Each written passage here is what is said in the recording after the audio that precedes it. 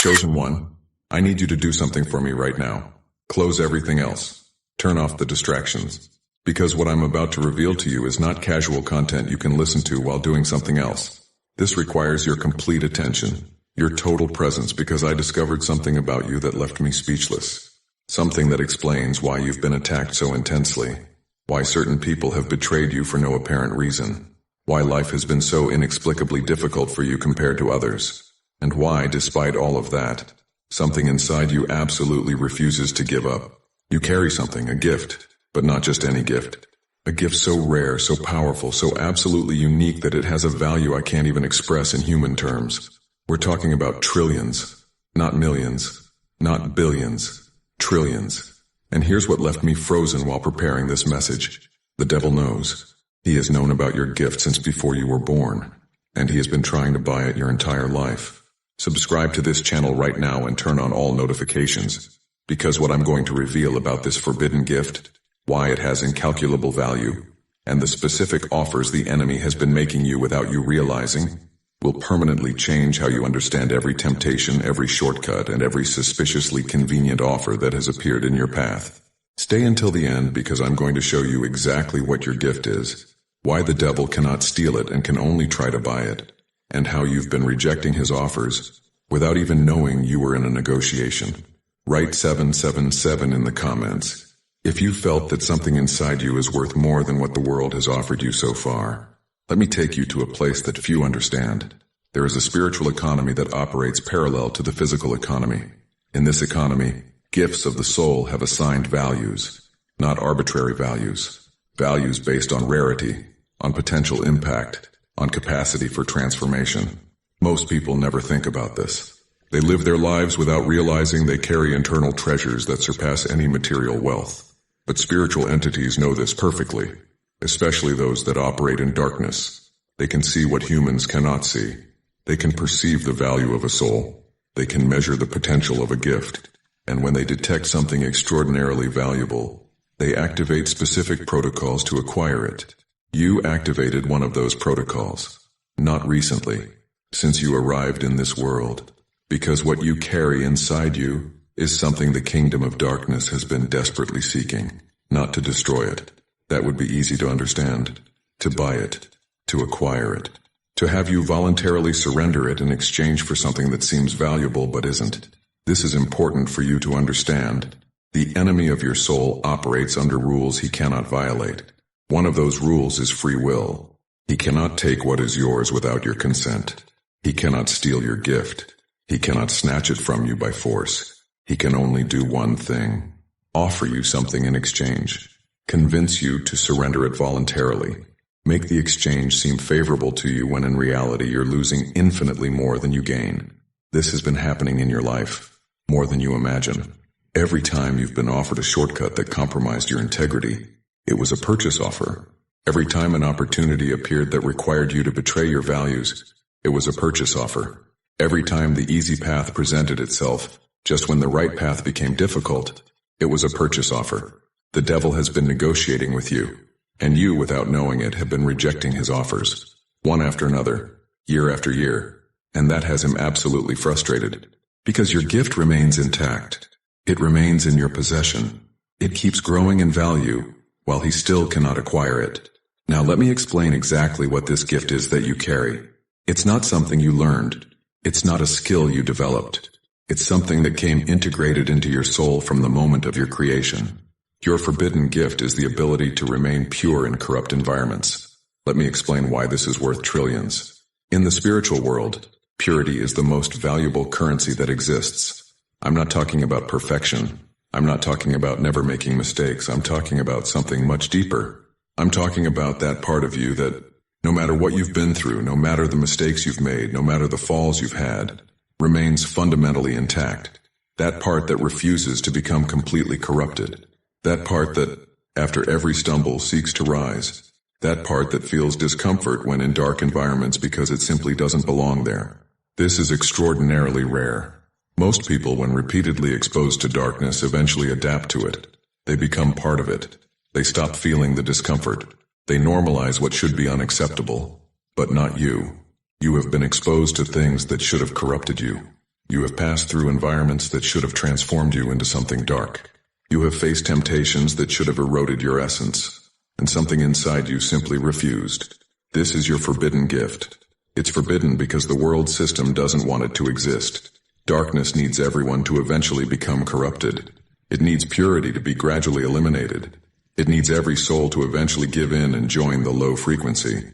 But you are an anomaly, an error in the corruption matrix, someone who should have fallen long ago but remains inexplicably standing.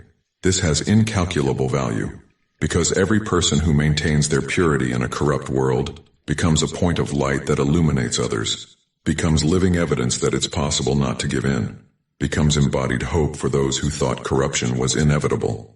Your simple existence, your simple persistence in remaining who you really are, has the power to transform realities, to awaken others, to remind them that they too can resist. This is what's worth trillions. Not because of what you can do, because of what you are, because of what you represent, because of the possibility you demonstrate with every day you refuse to become what the world wants you to be.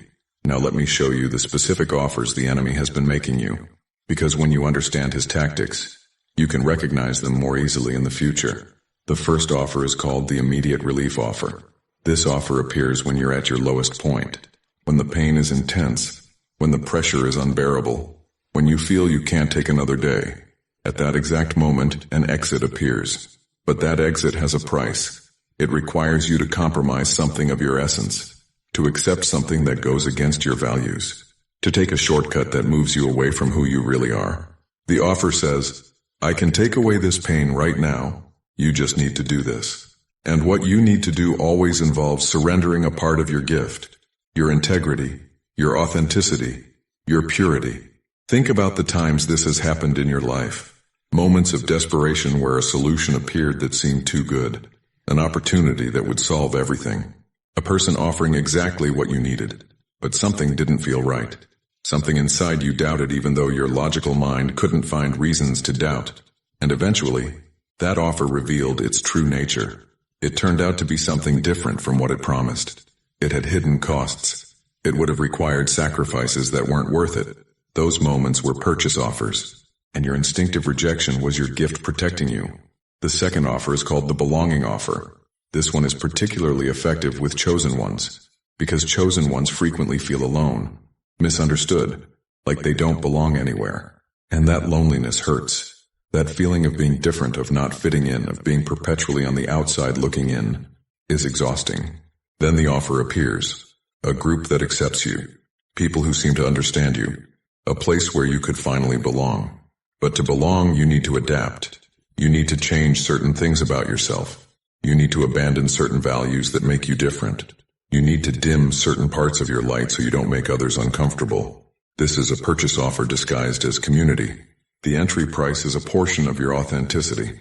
And once you start paying, the debt only grows. Think about the times you've been asked to be less yourself to be accepted. To hide your light so you don't stand out. To silence your truth so you don't make others uncomfortable. To abandon your path to follow that of others. Those were purchase offers. And here's what's beautiful. You rejected them. Maybe not consciously. Maybe you didn't know you were in a spiritual negotiation. But something inside you simply couldn't do it. Something inside you preferred the loneliness of being authentic to the false company of being someone you're not. That something is your gift operating, protecting you. Keeping you whole even when you yourself didn't understand why you couldn't just give in like everyone else. The third offer is called the recognition offer. This one is especially tempting for chosen ones who have been ignored, belittled, or made invisible. After years of not being seen for who you really are. After having your value constantly questioned. After giving so much and receiving so little recognition. Someone or something appears that finally sees your greatness. That finally recognizes your value. That finally offers you the recognition you've deserved your whole life. But there's a condition. To receive that recognition, you need to use it in a certain way. You need to direct your gift toward purposes that aren't really yours. You need to shine, but under terms that someone else establishes. This is the most subtle offer, because it doesn't seem bad. It seems like finally receiving what you deserve. But the price is your autonomy. Your freedom to use your gift as your soul knows it should be used. For those who want to go deeper into how to protect their gift from these offers, there's exclusive material in the description and pinned comment that costs less than a pizza and comes with a complete audiobook plus a 5-minute meditation guide as a bonus. Now let me explain why the devil cannot simply steal your gift, because this is the part that changes everything. Free will is a universal law that not even the enemy can violate. It was established from the beginning of creation, and although he hates this law with every fiber of his fallen being, he cannot evade it. Your gift was given to you. It's yours. It belongs to you by divine right, and only you can decide what to do with it. No one can take it from you without your consent. No one can snatch it against your will. No one can force you to surrender it. That's why the enemy is limited to persuasion tactics, to offers, to temptations, to making the exchange seem favorable. But the final decision is always, always, always yours. And this infuriates him, because he has been throwing his best offers at you for years. He has used moments of weakness. He has taken advantage of seasons of desperation. He has employed people who seem trustworthy. He has created circumstances that seem to leave you no other option.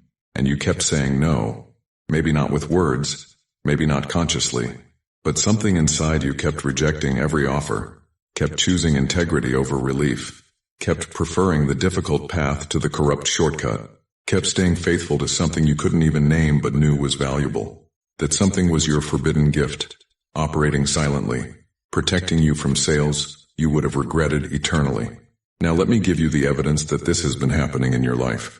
First evidence, you have experienced suspiciously timely offers. Think about moments in your life where just when you were most desperate, a solution appeared that seemed too good, an opportunity that would solve everything, a person offering exactly what you needed, but something didn't feel right.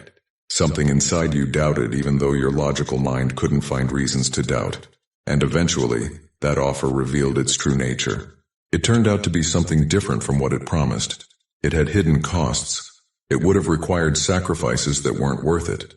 Those moments were purchase offers, and your instinctive rejection was your gift protecting you. Second evidence, the wrong people have been attracted to you. Not attracted in the good sense, attracted in the sense of wanting something from you, of wanting to extract something, of wanting to associate with you not for who you are but for what you carry. You've noticed that certain people seem to want to be near you for no apparent reason. They seek you out, they flatter you, they try to earn your trust, and eventually they reveal intentions that aren't pure. This happens because your gift emits a frequency, and that frequency attracts both those who want to learn from you and those who want to take advantage of you. The enemy sends people to make his purchase offers, to convince you to give up what he cannot take, and you've had to learn to discern between genuine admiration and disguised manipulation. Third evidence, you have felt inexplicable protection in critical moments. Situations where logically you should have made the wrong decision, where all the pressure pushed you toward the wrong path, where you had no strength of your own to resist, but something intervened. Something stopped you. Something changed the circumstances just in time. Something gave you clarity at the exact moment you needed it. This protection is not coincidence. It's response to the value of what you carry. Because heaven actively protects those who carry high-value gifts. Not so the gift is preserved unused, but so the right moment for its complete manifestation arrives. Fourth evidence, you have experienced scarcity in areas where others have abundance. This may seem like a contradiction. If you carry something so valuable, why have you had so many lacks? But here's the spiritual truth. Scarcity has been protection, because premature abundance would have been used as another purchase offer. If you had received everything you wanted before you were ready, you would have been more vulnerable to offers that seemed to complete what you lacked. Scarcity kept you hungry for the right things. It prevented you from settling for cheap substitutes. It forced you to seek something real instead of accepting imitations. Scarcity was a form of protection for your gift. Uncomfortable, yes. Painful, absolutely. But effective in keeping you out of reach of offers that would have cost much more than they were worth. Fifth evidence. You feel something big is about to manifest. There's an anticipation inside you that you can't fully explain. A sensation that everything you've been through has been building towards something. That the rejections of the enemy's offers weren't in vain. That your preserved gift is about to find its purpose. This sensation is spiritual perception. Your soul knows what your mind cannot yet fully comprehend. Something is changing. Something is aligning. Something is preparing to manifest. And everything is connected to the gift you've protected without knowing you were protecting it. Now let me tell you what happens when the devil fails to buy a gift. Because this is what's happening in your case. After years of rejected offers, something changes in the enemy's strategy. Not because he gives up, he doesn't give up, but because he recognizes that certain souls aren't going to sell, no matter what he offers, no matter how attractive he makes the exchange, no matter how desperate the situation is. Some souls simply aren't for sale, and you are one of them. When this reality is confirmed in spiritual records, when it's documented that a soul has consistently rejected every purchase offer, something different activates. The focus shifts from acquisition to containment. If they can't buy you, at least they'll try to limit you. If they can't acquire your gift, at least they'll try to prevent you from using it. If they can't have you on their side, at least they'll try to neutralize you. This is the phase you've been in. Attacks designed not to make you sell, but to keep you so busy surviving that you can't manifest what you carry. Constant problems that drain your energy. Distractions that consume your attention. Situations that keep you in survival mode instead of purpose mode. But here's what the enemy didn't calculate. That the same resistance that made you reject his offers also makes you impossible to contain permanently. That the same gift you protected now protects you. That the purity you preserved in times of corruption now becomes power that cannot be limited. You're entering a new phase. The phase where your gift stops being just something you protect and becomes something you actively use. And the enemy knows it. That's why recent attacks have been more intense. That's why circumstances have been more difficult. That's why you've felt more pressure than ever. It's the last containment attempt before your gift manifests in its fullness. But it's already too late to stop it. What's coming toward you cannot be blocked. The rejections you made, the offers you declined, the exchanges you refused to make, all of that accumulated something. Spiritual credit. And that credit is about to become tangible manifestation. Let me explain how this works. In the spiritual economy, every time you reject a corrupt offer, something is deposited in your account. It's not money. It's something more valuable. It's authority. It's influence. It's capacity for impact. Every no you said to the enemy was a yes you said to purpose. Every rejected offer was an investment in your future. Every resisted temptation was a brick in the building of your destiny. And now that building is almost complete. The pieces are in place. The moment is arriving. What you've protected for so long is about to be revealed to the world, and it will be bigger than you imagine. Because the value of a gift doesn't decrease when it's preserved. It increases. It accumulates interest. It gains potency. Your gift today is worth infinitely more than it was worth when you started protecting it. Because every test you passed added a layer of depth. Every temptation you resisted added a layer of power. Every offer you rejected added a layer of authority. What you're going to manifest is not just the original gift. It's the original gift plus everything you've invested in it through years of protection. Now let me give you the final instruction. What you need to do with this revelation. First, you need to recognize what you've been doing. You haven't just been surviving. You've been protecting something invaluable. Every day you didn't give in was a victory. Every moment you maintained your integrity was a triumph. Every instant you chose the difficult path over the corrupt shortcut was an investment in your destiny. Stop seeing your story as a series of meaningless struggles. Start seeing it as the successful protection of a treasure worth trillions. Second, you need to prepare for manifestation. What you've protected is ready to be used. But using it requires intention, requires consciousness, requires you to stop just protecting and start projecting. Your gift of remaining pure in corrupt environments isn't just for you. It's to illuminate others. It's to demonstrate that it's possible. It's to give hope to those who believe corruption is inevitable. Start looking for opportunities to be light where there is darkness. Not in a forced way, in a natural way. Simply being who you are in places where who you are is exactly what's needed. Third, you need to be alert to the final offers, because they will come. When the enemy feels he's losing, he makes final offers. Offers more attractive than all the previous ones. Offers designed to make you question if it was really worth rejecting everything before. Don't give in now. Not after everything you've protected. Not when you're so close to complete manifestation. The next offers will be the most seductive of your life. but they'll also be the last. Resist them, and you will have crossed a threshold that can no longer be reversed. Now let me share with you what was recorded about your case. When a soul consistently rejects the enemy's offers, that is documented. A special note is added to that person's spiritual file. Your note says something you need to hear. It says, "This soul has demonstrated incorruptibility under extreme conditions." Incorruptibility, not perfection, not absence of mistakes.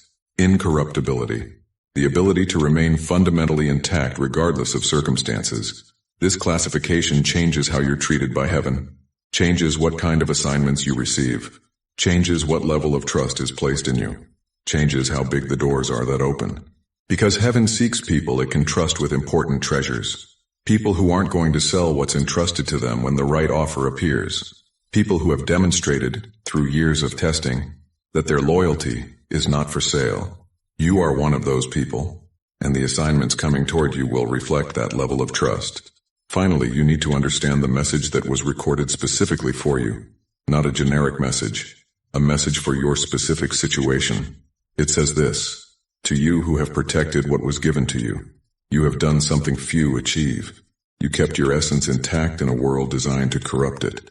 You rejected offers others would have accepted without thinking. You chose temporary pain over permanent corruption. This did not go unnoticed. Every rejection was recorded. Every resistance was documented. Every time you chose difficult but right over easy but wrong, something was added to your account. That account is full now. What's coming toward you is the result of everything you invested.